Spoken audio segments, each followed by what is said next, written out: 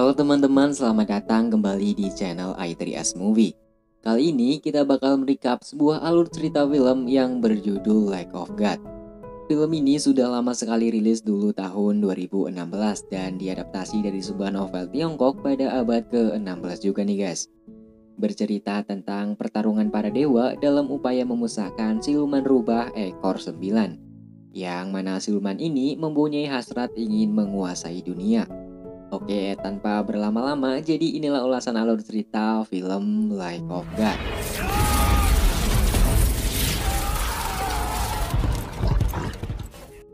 Film diawali dengan seorang selir raja yang bernama Daji.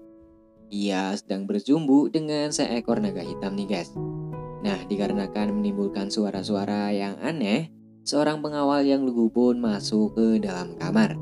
Daji yang menyadari hal itu, ia pun langsung marah dan seketika itu langsung membunuh pengawal itu dengan ekornya.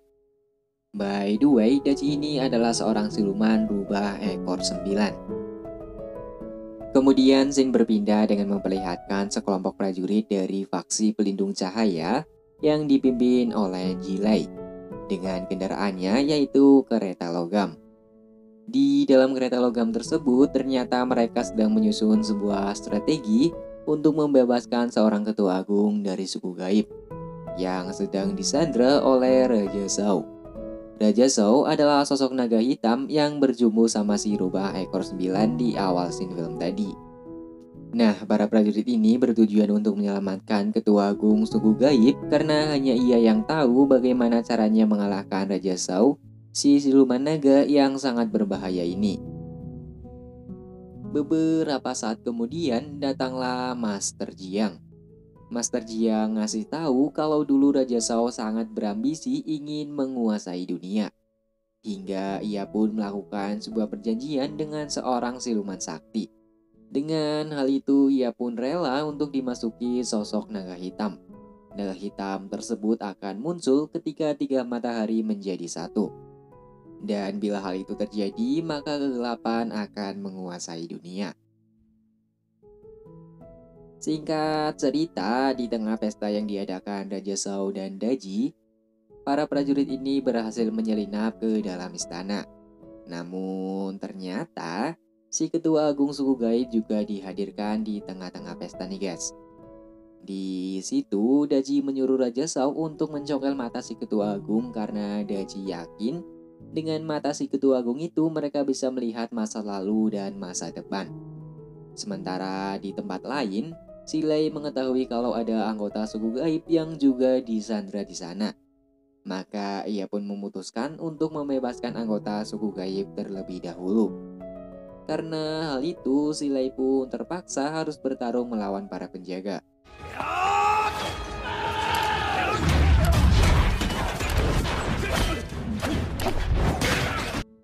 Setelah itu, Le pun berhasil menemukan semua anggota suku gaib yang dipenjara. Namun, karena penjara itu dimantrai ilmu sihir, maka Silai terpaksa harus menggunakan ilmu sihirnya untuk menjebol penjaranya.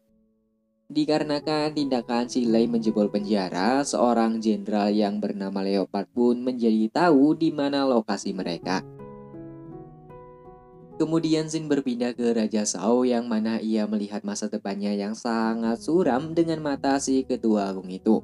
Setelah itu Raja Zhao pun menjadi marah, namun dengan segala tipu dayanya, Daji menyuruh Raja Zhao untuk benar-benar mencongkel mata si ketua agung itu.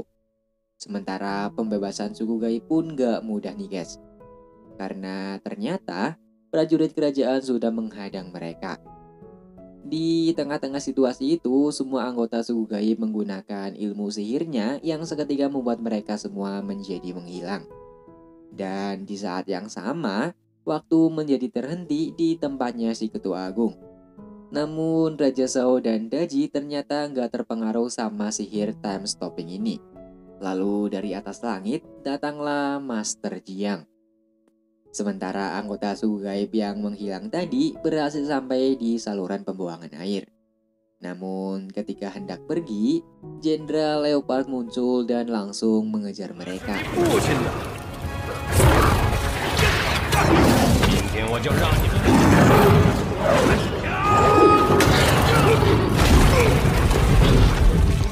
Setelah berusaha sekuat tenaga, akhirnya Silai berhasil menyelamatkan para anggota suku gaib. Lalu Silai dan temannya ini memutuskan untuk balik ke dalam istana buat nyelamatin si ketua agung. Di tempat si ketua agung, Daji yang berpura-pura terpengaruh dengan sihir time stopping ini dengan sembunyi-sembunyi mengirimkan ekornya untuk menangkap Master Jiang. Awalnya Master Jiang berhasil menghindarinya, namun pada akhirnya Jiang pun berhasil terperangkap. Dengan ilmu sihirnya, Daji mengutuk Jiang dengan mantra pembalik umur, yang artinya secara perlahan Jiang akan kembali muda semuda-mudanya. Melihat Jiang terdesak, ketua agung suku gaib pun mencongkelkan mata kirinya sebagai pengalihan supaya Daji melepaskan Jiang dari ikatan sihirnya. Silai dan teman-temannya pun datang untuk membantu Master Jiang. Namun karena Daji mempunyai ilmu yang sangat tinggi, mereka pun gak bisa berbuat banyak. Si ketua agung pun menyuruh Master Jiang untuk pergi, namun sebelum pergi, ia mencongkelkan mata kanannya untuk Master Jiang. Master Jiang dan Silai kemudian tiba di tempatnya Klenji berada.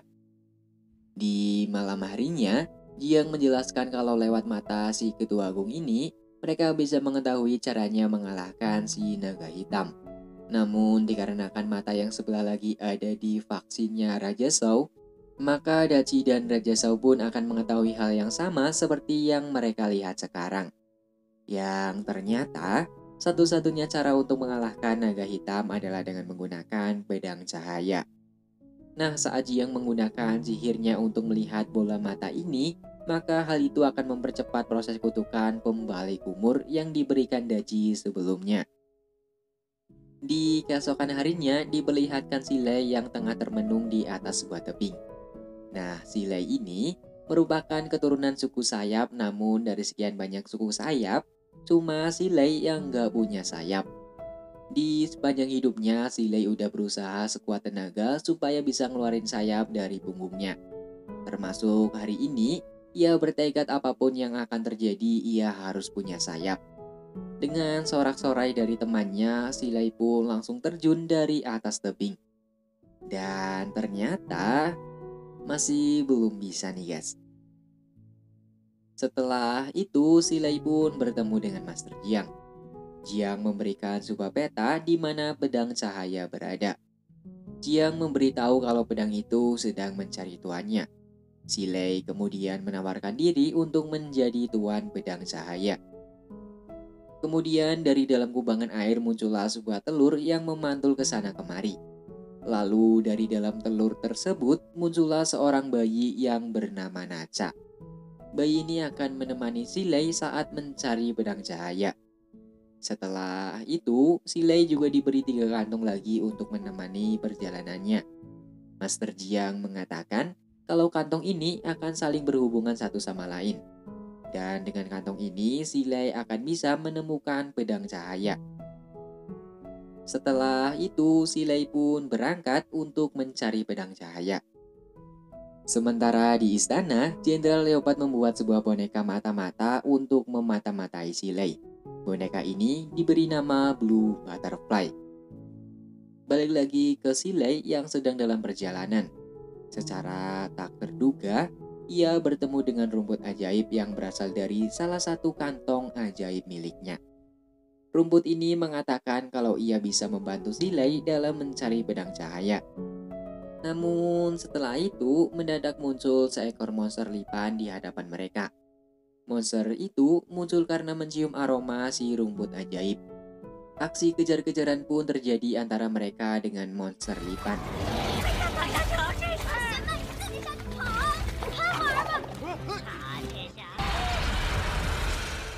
Dengan kemampuannya, Silai pun berhasil melumpuhkan si monster lipan.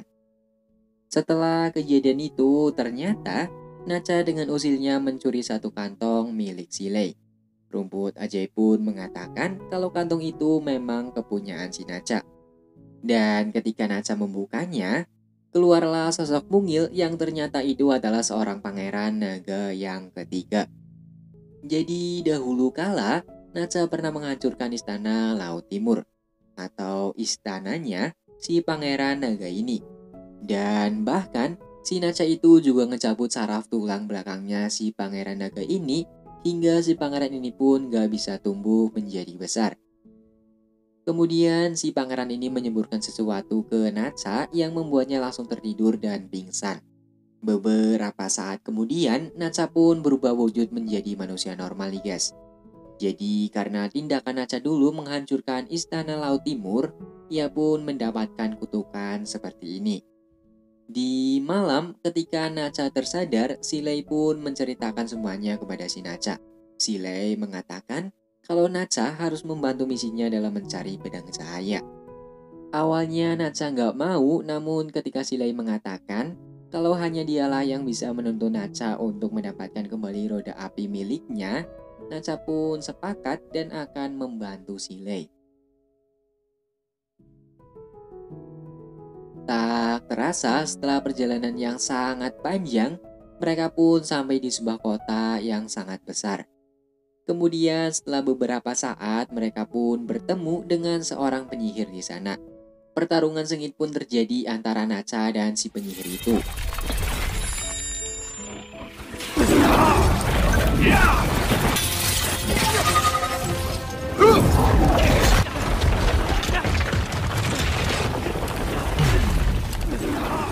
Silei yang awalnya berniat ingin memisahkan mereka berdua, secara tak terduga ikut dalam insiden yang membuat wujud asli si penyihir itu terbongkar.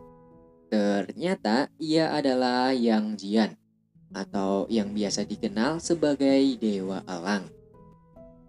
Jadi Yang Jian ini dulu terkena kutukan si rubah ekor 9 saat dahulu ia ingin membunuh siluman tersebut. Lalu dari kantong terakhir Silei keluarlah seekor anjing langit yang ternyata itu adalah teman setianya si Yang Jian ini nih guys. Yang Jian kemudian memutuskan untuk memburu Daji, sementara Silei dan Naca akan tetap melanjutkan perjalanan mereka. Dan kemudian sampailah mereka di sebuah tempat pengungsian orang-orang yang menjadi korban kebrutalan Raja Shao nih guys. Di sini, Silei dan Naca berupaya untuk mencari tahu tentang keberadaan perahu portable. Yang mana perahu ini akan sangat dibutuhkan dalam perjalanan mereka mencari pedang cahaya. Kemudian setelah itu, rupanya Silei secara tak sengaja bertemu dengan si Blue yang sedang bermain-main dengan sekumpulan kupu-kupu bercahaya. Silei pun terkesima dengan kecantikan si Blue, namun pertemuan mereka berlangsung singkat. Karena si Blue keburu ngirim informasi ke Jenderal Leopard tentang pertemuannya dengan Silei. Kemudian Silei pun bertemu dengan seorang peramal yang bernama Lady Tai. Menurut rumput ajaib, hanya si peramal inilah yang tahu di mana keberadaan perahu portable. Setelah itu ternyata Silei dibawa ke dalam alam mimpi, di mana dulu Master Jiang itu ternyata mempunyai hubungan spesial dengan si peramal ini nih guys. Selama 80 tahun lebih si peramal ini selalu menunggu kedatangan Master Jiang. Dan dalam alam mimpi ini, Lady Tai mengira kalau Silei adalah si Master Jiang. Rumput ajaib pun seketika langsung menyadarkan Silei dan mumpung Lady Tai masih berada di dalam alam mimpi, si rumput ajaib dan Silei langsung mencuri perahu portable tersebut. Di waktu yang sama, tiba-tiba saja Blue muncul dan mengatakan kalau ia juga sedang mencari perahu portable. Namun di sini Blue ternyata nggak ingat sama Silei, karena setiap kali ia mengirimkan informasi ke Jenderal Leopard, ingatannya itu secara otomatis akan terhapus. Naca dan Blue akhirnya bisa pergi menggunakan perahu portable. Perahu portable ini bisa berjalan menggunakan kekuatan pikiran.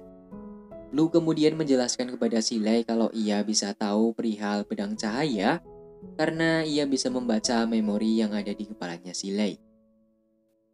Beberapa saat kemudian sampailah mereka di wilayah Laut Timur. Wilayah ini adalah wilayah kekuasaannya si Bapak Pangeran Naga. Dan si Raja Laut Timur atau bapaknya si Pangeran Naga ini ternyata udah tahu kalau anaknya udah pulang bersama Naca. Namun karena kebenciannya dengan Nacha, ia pun memerintahkan semua pasukannya untuk menangkap si Nacha. Awalnya si Lei ingin membantu Nacha, namun karena itu adalah ujian bagi Nacha, maka si Lei pun gak bisa membantunya. Singkat cerita, Nacha pun sampai di Istana Laut Timur. Ketika ia ditanya oleh Raja Laut Timur perihal anaknya, Nacha malah mengatakan kalau si anaknya itu udah ia makan. Mendengar hal itu, ngamuklah si Raja Laut Timur ini. Semua pasukan yang ada di sana diperintahkan untuk membedah perutnya si Nacha. Namun ternyata nggak ada satu pasukan pun yang mampu menangkap si Nacha ini.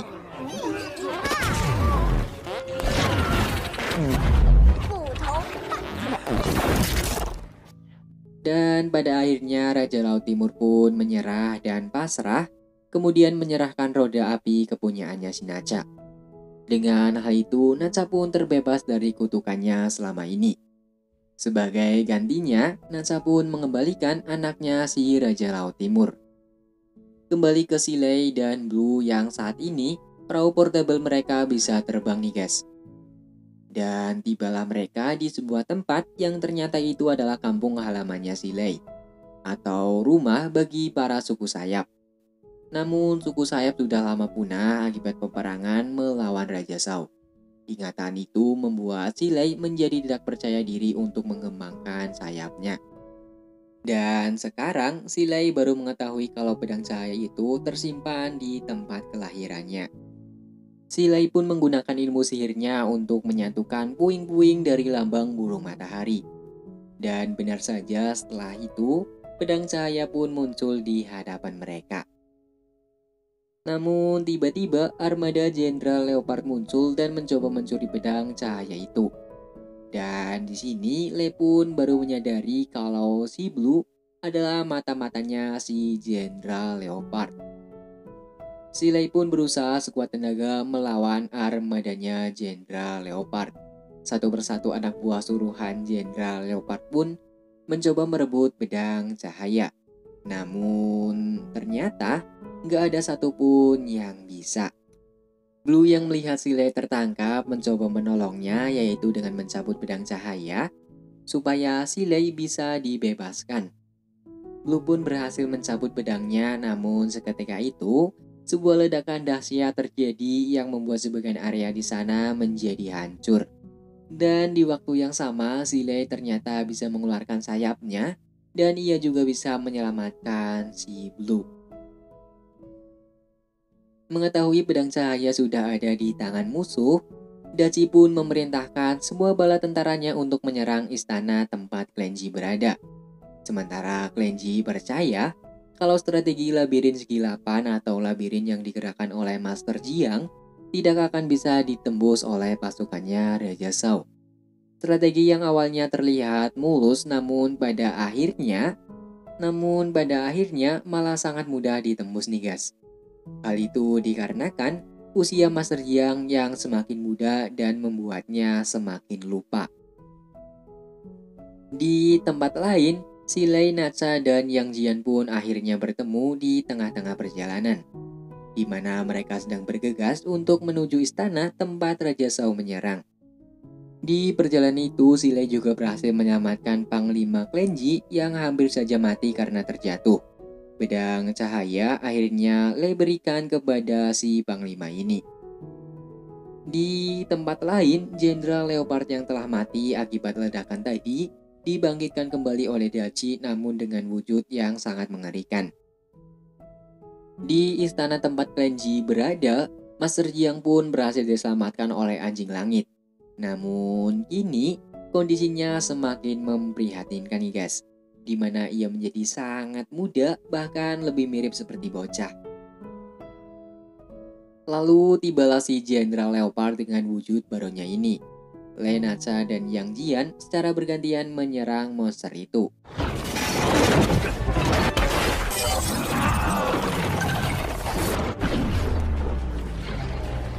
Namun kayaknya si monster ini kuat banget nih guys. Mereka bertiga pun gak kuat dan nyampe kewalahan.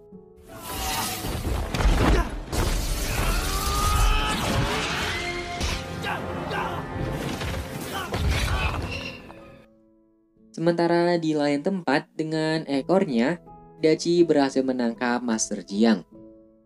Well, Daci ini ada di kerajaannya Raja Shao, namun ekornya bisa nyampe ke kerajaannya Clan Ji nih guys. Keren banget sih ini Daci.